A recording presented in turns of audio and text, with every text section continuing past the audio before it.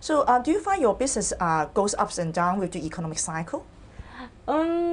It's a bit difficult for me to comment at the moment because there are some matchmakers who say to me, they say that matchmaking is actually a recession-proof industry. But for myself, I've only been running the business for about 4.5 years, so I can't really comment on that. But based on what I see is that, love is something that people always need, whether, the economy is good or the economy is bad. So maybe it is really a recession-proof industry. Mm-hmm. Now I want to go to the other part of this interview is about how to find your another half. Okay. Yeah, because you are a professional in this area. Yeah, that's right. So usually, how do you match your client?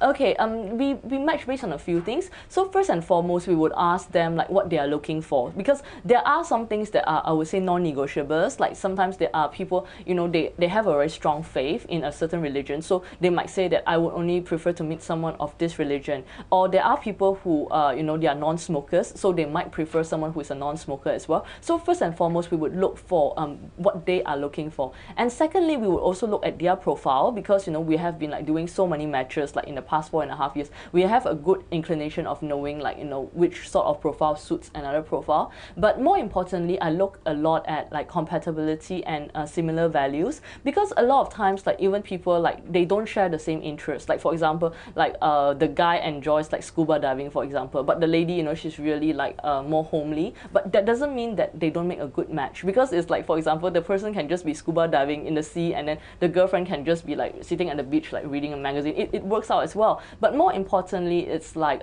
they need to be compatible. They need to have the same values, because for example, like when I'm talking about values, I'm talking about things like some people are like more family oriented than others. So it's like if someone like keep wanting to like really spend time with the family, and the other person is like, oh, why do you need to spend so much time with your family? They might end up quarreling. So these are the things that we really look into when we are doing a match. Mm-hmm.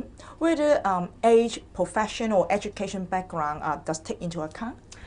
It goes into account as well, and that really depends on what the person is looking for. So that's why I say sometimes some clients might say, okay, I'm of this age and I'll prefer to meet someone of this age range. But of course, we have to manage the expectations as well, because for example, a guy who is like in his like 40s or like late 40s, and he say that Violet only want to meet girls who are like in their early 20s. So something is wrong there. I mean, like which girl who is like in their early 20s want to date a guy who is like in his late 40s, right? So we have to understand why do they have such an expectation, and whether we can manage that and work with that. But if we feel that it's not a very realistic expectation and they really want to stick to it, then we might not be able to take them in as a member. Mm-hmm. Will you ever reject any client who are too demanding?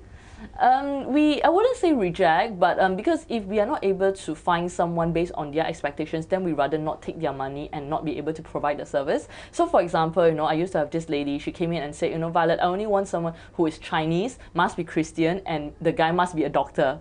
And frankly, we do have clients who fit this profile, but when we do matches, we have to match both sides. So he might fit what she's looking for, but she might not fit what he's looking for. So in these cases, what I'll usually do is, I'll ask her, okay, what is the reason the guy must be a doctor? Is it because he's more financially stable? Are you open to maybe dating like architects, bankers, or even lawyers? So if they are open to it, then we can like offer them a membership. But if they must stick strictly to that criteria, then we might have difficulty finding them dates.